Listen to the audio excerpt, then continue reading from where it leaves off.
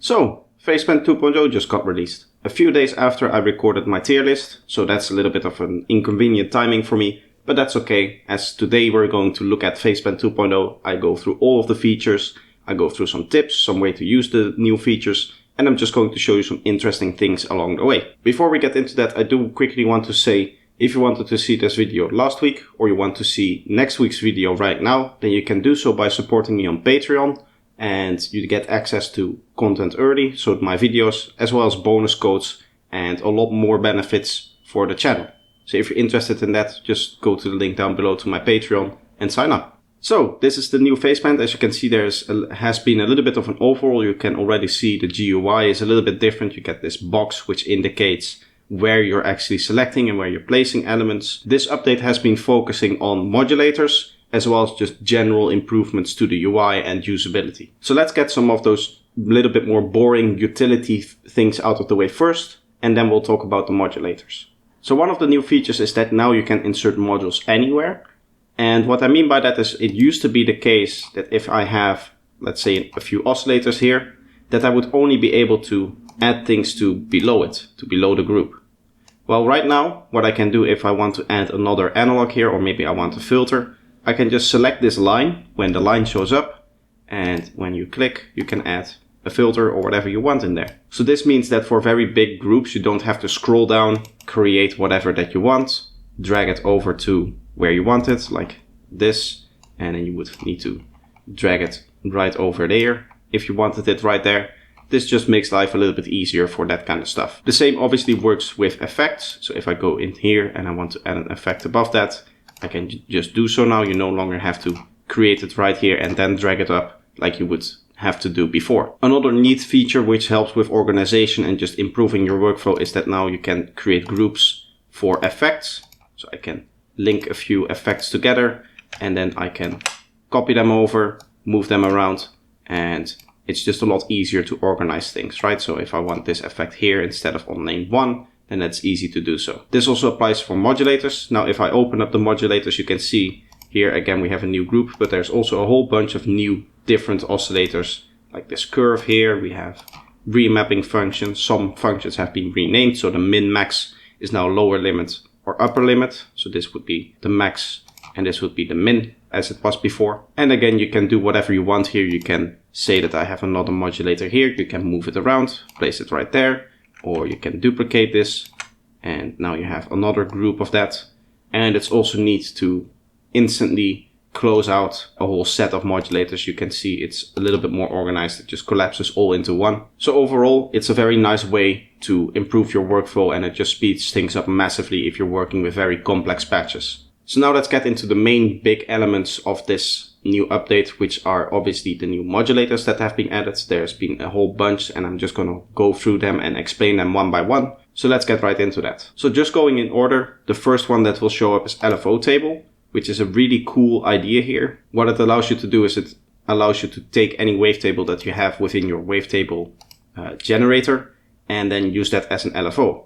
So I can select whatever wavetable I want, say that I'm going to go into the FM category and take this complex FM2, and I can set that, for example, to the frame here, and as you can see it will follow this wavetable here and just go through that wavetable, and then I can also morph between this wavetable to make it even more complex or do whatever I want here. So this is a very powerful feature, especially once people decide to design wavetables especially for modulation. Right now, the audio wavetables are a little bit too complex maybe for this kind of thing. Certainly a modulation that looks like this may be just a bit too extreme for whatever you're doing. But once specific modulators are designed for an LFO shape, then this feature becomes even more powerful. One thing to note is that there are some common features that have been added to multiple modulators. So for example, the hertz value can now go all the way down to 0. So you can set a 0 hertz modulator.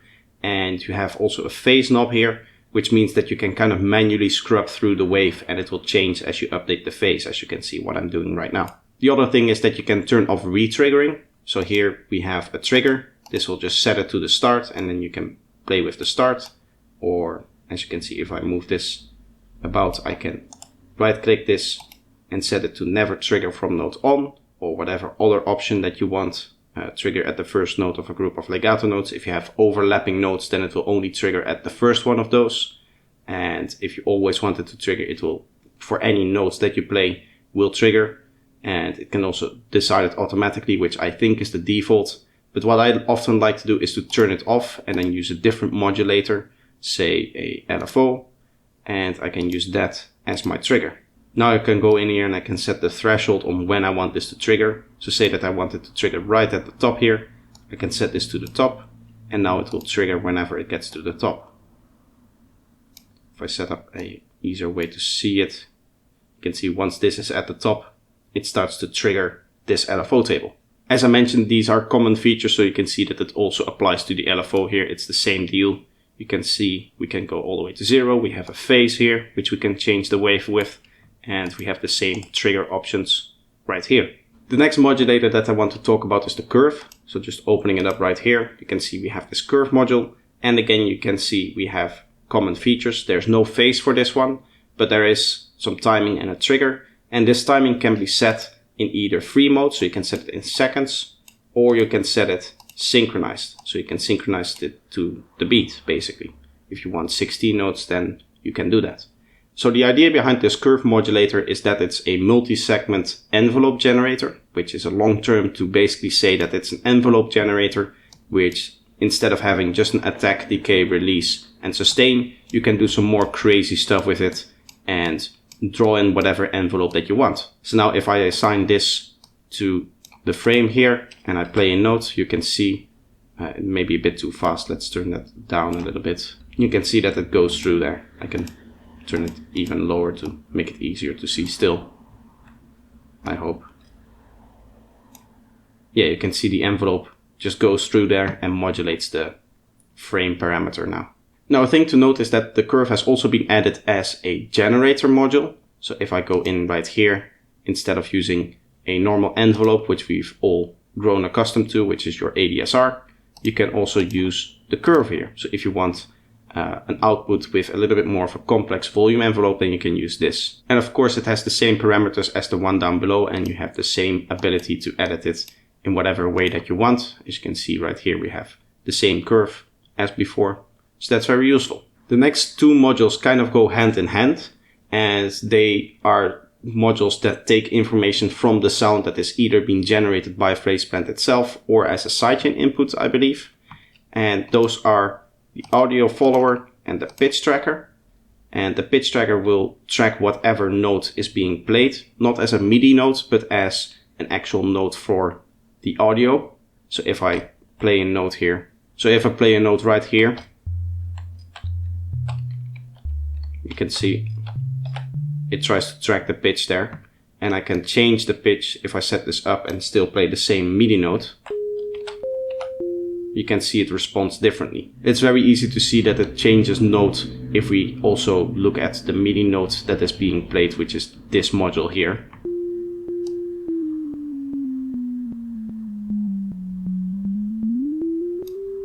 You can see I'm still playing the same MIDI note. This one isn't changing. Like if I play a different note, you can see it change. But this one is changing if I change the semitone level here. So it's actually analyzing the master in this case, which is what I've it sent to. So the other module is the audio follower, which just is like an envelope follower. So it looks at the envelope of the sound and then it follows that for modulation purposes. So if we just look at what it does with its default settings, you can see we can give it a bit of gain. Maybe that's a bit too much. You can set some attack if we want. So this is very useful if you want to modulate, for example, a reverb that only plays when the sound plays, then you can use this and you can just set up your reverb right here.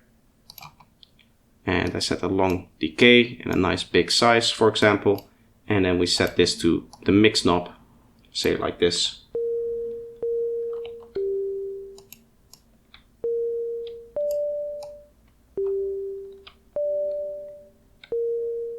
So for these modules, what you can do is you can actually use different areas where you want to listen to the sound. Up until now, we have been listening to the master, but I can also target individual lanes. So that's the output of each of these 3 lanes. as well as the sideband. Now the sideband is like a sidechaining within phaseband. Phaseband actually doesn't have a sidechain input or an external input, so you cannot, as I said before, take external input and use that in these modulators. But you can use the sideband. So to get audio to the sideband, what you have to do is you have to take it and just send it there. So right now you can send it to the sideband. If I set this, make this longer, we should be able to see it right here on the sideband. It's actually not updating the graph right here for the sideband, which is strange, but you can see that the modulation is changing. So maybe if we give it a long attack, we can distinguish between the master and whatever is happening on the sideband. You can see it's slowly going up, which is due to this attack. So the modulation is working, but for some reason the graph as well as this one isn't working. Same if I set the semitones, you can see that the modulation itself is working. You see the modulation point going up and down, right? Right there. But the graph itself isn't. Which is a bit strange, but it still works. So maybe that's a bug that we need to report or something like that. So the next module is the Remap module. And I think this is a direct response to the Remap module that you have in Vital. If you use Vital, you know that you can remap any modulation that you make with a remap curve. And now the same is in phaseband. So you can see here you have this curve. If I take, for example, an envelope and I create a little envelope like this, I can set this to, I don't know, let's create a filter so I can show you the effects that it has. You can have a filter here. Let's turn this off and let's turn this to something a little bit more tonal so that it has some more harmonics. You plug that right in here. And normally with a normal modulation, you can do something like this. But now if we want to change that modulation, change how it behaves, we can do, for example, something like this. We can take this modulation, set it as the input to our remap, and then we can take that remap function and put it in here as our modulation. Now at default it will still just do normal modulation, but we can now actually change this curve and we can create a whole crazy curve, maybe something like this.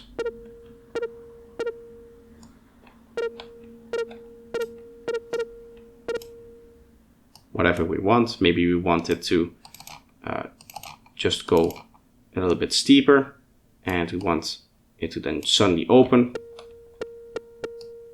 or something like this, stays at some position for a longer time. Then with the remap that's all possible. Now you might have noticed quickly while I was changing these modulations that if you now assign a modulation, it draws a nice line and it also tells you more information. So it tells you how many percent you're modulating by, as well as the starting and ending value that modulation has. So we can see right here it goes from 1 second to 7.53 seconds, which is a modulation of 29.1%. Also, hovering over a modulation will show this information even if you're not actually setting the modulation. So it's easier to use that if you're, for example, looking at somebody's patch and you want to figure out exactly how they've made a patch, as well as for me, if I'm explaining something in the form of a tutorial, then it's easy to see where the modulation actually goes and how much modulation is actually being applied. I think this is a real neat feature for actually learning the synth, so it makes it just easier to navigate and easier to learn. The next two modulators aren't actually new. They're the min and the max functions. They have just been renamed and given a facelift. So if we take the min and the max, this will give you a maximum limit that the modulation will go, and this will give you a minimum limit. And again, if we take, say, an LFO here and we push this as our input, you can see that we now have minimal, and we can drag that up if we want, and now it will not go below this line. And the same will be for the maximum. If we set the maximum, if we set this to the maximum right there, and we can just drag this up and it will not go above the line. Now the cool thing about this min and this max is that you can take any modulator and use it to actually modulate the position of that line. So I can take a second LFO and maybe slow it down a bit, and we can take that and put it to our upper limit, and then as you can see it's just going down and up, so it changes where that line is actually being applied. And now you can see this already allows you to create some really cool different modulations here. with just 3 modules, we've created this fairly complex pulsating modulation sound, which doesn't always go to the same place with the filter cutoff. So if I just take a normal envelope which has sustain, you can hear what that actually sounds like.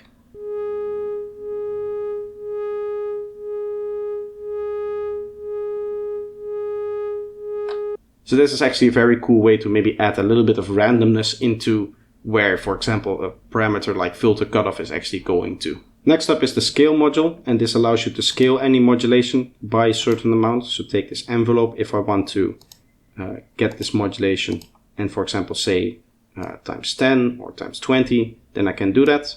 And another thing here is obviously this line again, which just changes the amount of modulation that you have from the original. So if we take this here and we set this to the filter cutoff like so, and I add another filter right under it, not for audio purposes, but just to show you kind of where it's at. Copy over the value and then set this as a modulator here. We should set the same amount actually, which now again can be done quickly by just copying over the modulation amount right there and then going in here, Control V to set it, and now they have the same modulation amount, but you can see that they actually modulate differently. This one goes up much farther. It's because we scale the modulation. We can even go negative, or we can go +10 and maybe set the modulation farther if we want. And again, you're able to modulate this line as well. So if I take an LFO and I make sure to turn off the note trigger, so with every note that I play, it just keeps on looping. You can set it nice and slowly and just set that as our modulation amount to this thing. And we can see that for different notes being played, we have different scalings. The final modulator that I find interesting is the sample and hold. Say that I have this LFO in here and I have this triggered. I can take any sample and it will just hold that modulation, right? So I can trigger it manually. I can trigger this with a different modulator, as I said before, say this one. And then we obviously turn off note trigger, otherwise it will trigger by a note plate as well. We can just have this trigger and create different segments where we take the LFO information and it just does a sample and hold on them. So the final 2 modules that have been added aren't really my kind of forte because I don't really use them, but they are the Midi CC and the MPE timbre module. So this allows you to set different parameters from the MPE modulation like capabilities, and this allows you to use Midi CC. Finally, there have been some other smaller features. One of them is in the distortion. There's now a DC filter, which is turned on by default, which will block any DC that you have on your signal. And it will just make sure that the signal kind of oscillates around the 0 line instead of, say, as an example, I can take one of my wavetables that I'm making, which is this volumes one, which is basically a DC curve. Allows you to add DC to whatever you want. And I'll show you this one. You can see this is offset from the 0 line right now because this is being summed in here. It will basically take that and just set it so that it's at the 0 line as opposed to wherever it's oscillating. This, by the way, only applies to the distortion in the effects. I don't think it's in this distortion here. As you can see, no DC filter. Another thing that's very useful is if you want to automate things and you find that 8 macros and the mod wheel isn't enough, you can now go in here, assign to modulation slot, and now this will become automatable within here. So I think if I configure this, and it was the drive one, as you can see right now, we have our drive, which is just automatable, and we can set it from within our DAW directly without using the macros. So that just means that you have a lot more control over the parameters that you're automating. You're not limited to the 8 macros and the mod wheel. It does take a little bit of time to set it up. You have to right click on it, assign modulation slot, and then you have to do whatever you need to do in your DAW to get that. Instead, what I would like is, say I turn this knob, it would automatically be added to an automation slot, and it will just keep track of the latest 64 knobs that you have moved around, and it will show those whenever you hit the configure knob here, which is what I need to do to show all of the different automations that I can have. The final new features that I want to talk about are Snapheap and Multipass. If we go into them, you can see they now have a mix knob first of all, so you can have a global mix here, which is also accessible within Snapheap itself. What you used to need to do is say that you wanted to have a global mix for Snapheap is that you would need to take all of these mixes, turn them down, so this one, this one, this one, this one, this one, this one, as well as this one, and then you would sacrifice one macro to have basically a global mix like this, right? So you would take all of those up, and this would be like your global mix knob right here. Right now you don't have to do that anymore because there's just one mix knob here, which is very useful. Also, you can see from the interface that now they use the same modulation scheme in the sense that the modulators are below here. It used to be that the modulators were up here, which was a little bit confusing, but right now it's all the same, as you can see, the same way as it is in Faceband. And this of course also holds true for Snapheap, which is the parallel serial processing effects rack that they have. Again, the modulators are down below, you have your mix knob here, and you also have 7 serial buses instead of 4, which was the old one, I believe. I believe it was 4, I don't quite remember, but now there's 7, so you have a lot more buses to work with. And again, you still can set them parallel or in series or whatever you want. And again, it still goes from left to right. So you have your bus 1 where it goes through, then it goes to bus 2 right here in parallel. So maybe like 2 EQs in parallel. And it goes to bus 3, bus 4, bus 5, bus 6 as it's set up right now. Another cool thing to note is that the automation that I talked about before also works within Multipass or Snapheap if it's loaded inside Faceband. So I can set this to, say, slot number 2, and I hit configure and move this dynamics around. It should show up. It doesn't for some reason. Was this not the knob that... Yeah, the bias, sorry. So this bias is the one that I'm able to modulate. And now, as you can see, it shows up right here, and I can automate this bias as well. So in the second part of the video, I want to go over some of the new things that you can do within Faceband, as well as Snapheap and Multipass. I have some cool things lined up for all 3 of them. These are also using the new features, but also just in general using some cool features that I think maybe are a little bit undiscovered or haven't been used too much. So this is not just regarding the new features, this is just a general overview of what you can do within the Kilohearts kind of workflow that we have now. The first one that I wanted to show you is that it's now easier to create curves for drum synthesis. So for drum synthesis, it's often needed that you have very specific curves that you're working with, and the curve modulator allows you to do that. As you can see, I've used it everywhere here. There's 3 down here and for the outputs as well. And this is just kind of like an aggressive dubstep snare that I made. I'm going to upload this preset together with the video onto my Patreon, so if you want this preset as well as some of the other ones. This one is already like completely finalized in the sense that I've set up the macros and everything, and I've given it a name and a description. The other ones not so much. I'll do that after the recording this video, and then you can get them from my Patreon. But here I wanted to just show off that with these curves, you have a lot more control over exactly how you want the envelope to be.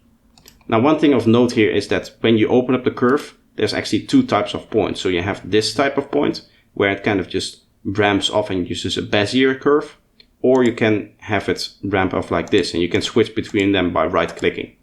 So this means that when I right click, I have a lot more control over, without actually turning that on, kind of the angle that I want this curve to go out of this point.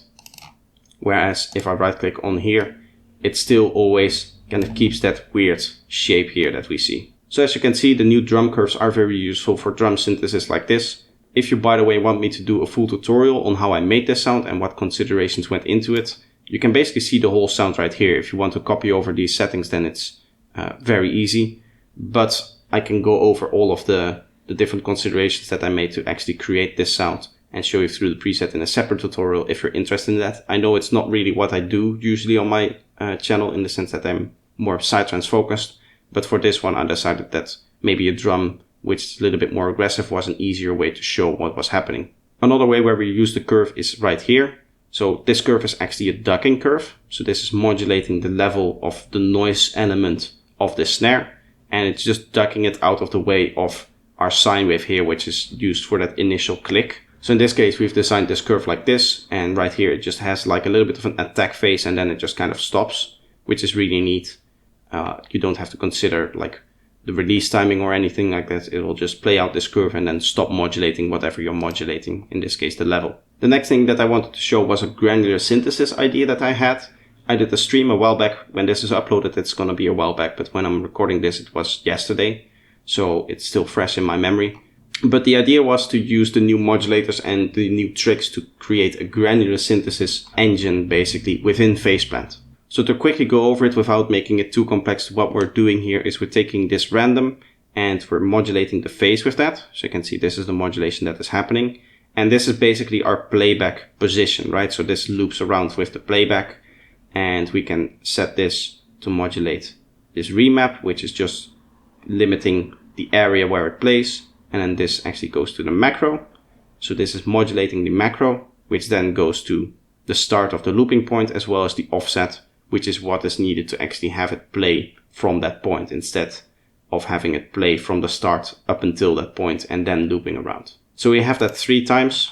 So we have another one here, as you can see, which is actually 12 semitones up and a different sample. And then here we have the final one, which is 7 semitones up and again a different sample. And they each have their own modulators. So this is the group for the second one. And this is the group for the third one. You could even change the different modulators if you really wanted to. But what we've done for now is we've used this macro to control the speed at which this random goes, which is basically controlling the whole playback, the playback position. And then we have this other macro which controls the actual playback speed of this LFO here. So this changes how fast it goes from one to the other, and turning this down, how many times it jumps to a different random position along this curve. The final macro, which is not one of the macros that is being used for the modulation, like one of these, for example. So these macros are used for the modulation, which was just like a nice intermediary step when I was experimenting. Again, this preset will be available for the guys on Patreon, but I'll clean it up, make sure that there's like 8 macros that are actually used for the sound, and I'll transfer these modulations over to their corresponding modulation, which is this one, right? So instead of using a macro for that, the modulation will come directly from this remap. This final macro which is being used is actually the loop length. So you can see we're turning it up or down. So just to give you an idea of what this sounds like in practice, I've created a small little melody that we can listen to. And then I'll just play with the 3 macros that actually control the sound a little bit while it plays through.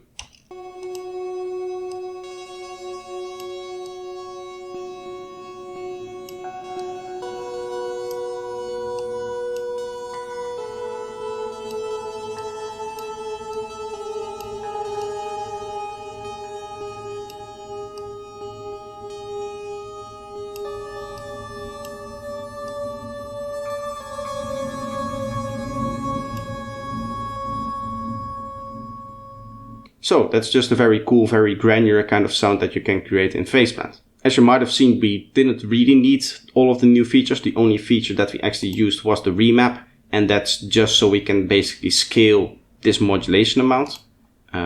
This is just scaling it so that it uses the first 25% of that.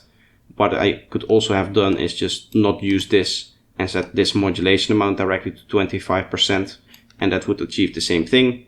Theoretically, what I could do here now to make it a bit nicer is to just maybe say, okay, we use a curve like this, so it plays a little bit more at the end, or a curve like this, or maybe I want something more crazy like this. Then that's possible, so that just gives me a little bit of extra way to edit it. We don't really need it. So in essence, there's no actual new feature that is being used here that's really needed. The only thing to note here is that with the new features, it was a lot easier to organize myself and to show what was happening, as well as just having the groups, which allows me to quickly copy over multiple modulators like this. So I just had to, whenever I wanted to add a new sound, hold Control and then drag. So if I go to the end here, where we have this group, I can hold Control, drag it, and then we have a new set of modulators that I can then assign to the new group here. So the next thing that I wanted to show is inside this Neurobass patch that I made also on that stream, that experimentation stream. It sounds like this. I'll just quickly play it for you. Which is a pretty cool sound. And what I did in there in particular that is interesting is that I took a modulation that I had for one parameter and I modified it to fit another parameter. So the way that I've done it is, as you can see, this modulation just goes to the offset, and then this modulation is controlled by one of the macros in here. So in this case, macro 2. And then it also goes into this remap, which just changes the modulation a little bit as well. This remap is then going into the upper limit, which gives us an upper limit for this filter, which then goes to the filter cutoff. This upper limit is then controlled by the second macro that we're using. So this macro is actually the one that's controlled by macro number 3. So we have modulations kind of interacting with each other in a cool way, which then creates a very cool filter movement for the second filter, it's deterministic, but it's slightly random in the sense that you don't have a direct control over how the modulation is going to go. It depends on a few different ways that you have set up your modulations for every other parameter. This is a cool trick if you do something like this, if you don't really have an inspiration for how a parameter is supposed to behave, and you just try something like this, and if it works, it works, and if not, then you might want to change the remap curve or change the upper limit amount or whatever, or just set up a whole different chain. Maybe you want a few remaps so you can really add in some randomness. Yeah, you can go crazy however you want. The next thing that I wanted to show was something you might have already heard, and that was the sidechain that was on this. So if we listen to it again, you can hear there's a pretty strong pumping effect on there.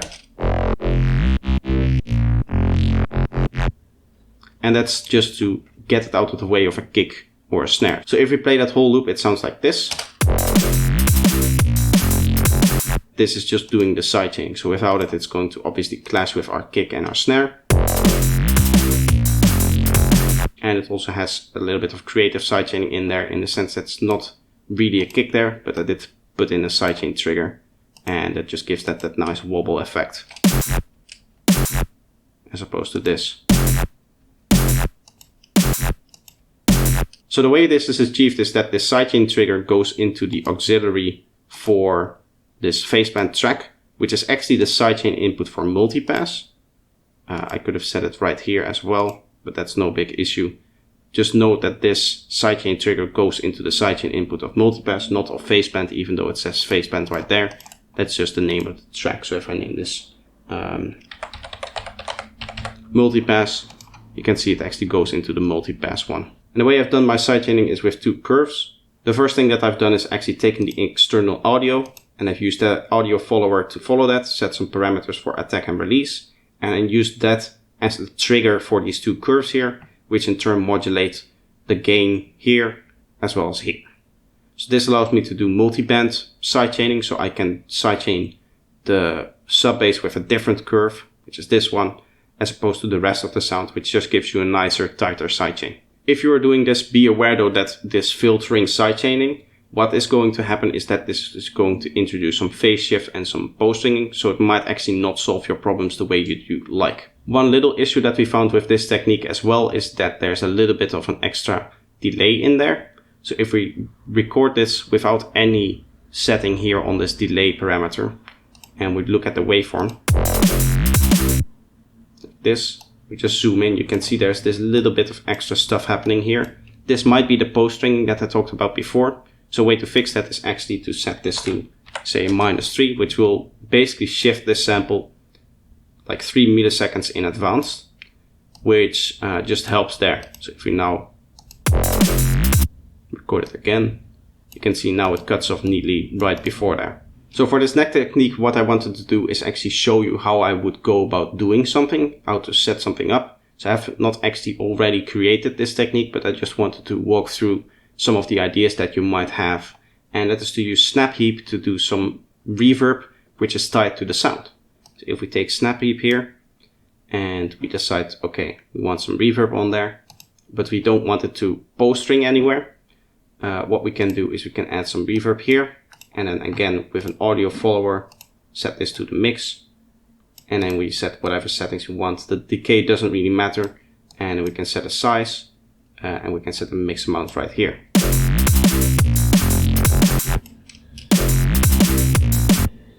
Can maybe add some gain to that. Add a little bit of attack. Turn down the release. And maybe take peak instead of RMS values.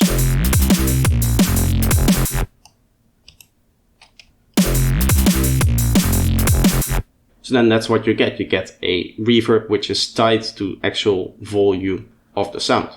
So next thing that I want to talk about, which is also very interesting, is that you can do modulation summing. So what we're doing here is we're using this remap 1 to invert whatever modulation is coming in, and 2 to sum these two modulations of macro 2 and macro 3 together, which then as a single modulation go into this macro 3 of that multipass that I showed off before, which is doing like the actual processing here. The reason, by the way, why I'm doing this on a multipass is so that my sub can go through cleanly without any effects, whereas everything above there is affected by whatever effects I have on here, which is a lot of filtering and a lot of distortion, basically normal Neurobass kind of creation. So this is a cool way you can use even a linear in a default mode if you want to sum a few modulations together and you want to see what it actually does. You can set macro here and a macro here as well. You can set a certain amount. What I like to do, what I think I did for this one is 149 and the other 51. They basically need to sum up to 1 together. So I can maybe set them both to 50, or I can set one to 30 and the other to 70, and then one becomes a little bit more important than the other one. And you can just basically see it gives you a graph of actually where the modulation is, which is very useful. And then obviously if you want to get really creative, you can again go in here and change this curve to whatever you want. So you have full control there over what the sound and how the modulation is actually working. The final thing that I wanted to show for this video is how 0 Hz modes for LFOs and especially the randomizer can work. So opening up this patch, what we can see is that we have this random here, which is set to 0 Hz, which doesn't really mean anything unless we have an arpeggiator in front of it. So this arpeggiator is controlling the speed of the randomness basically. So I can play with this.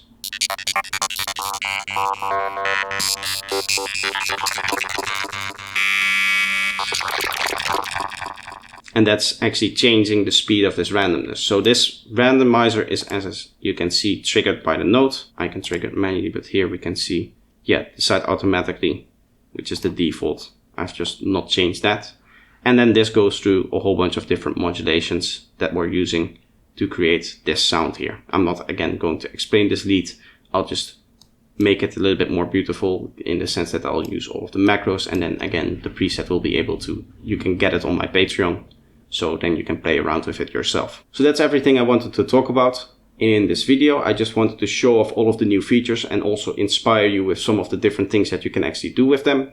If you want to see more inspiration and more messing around of me with that, there's a live stream of 2.5 hours that I did on my channel. You can look at that. But that's going to be the video for today. If you enjoyed this video, then let me know with a like. You can do that and then I'll see it. And I'll know that you actually enjoyed this and I can make more of this kind of content. If you're new here and you're not yet subscribed and you want to see more of what I do, you can subscribe to the channel. You can also turn on the bell notification if you want to get messages from YouTube whenever I upload.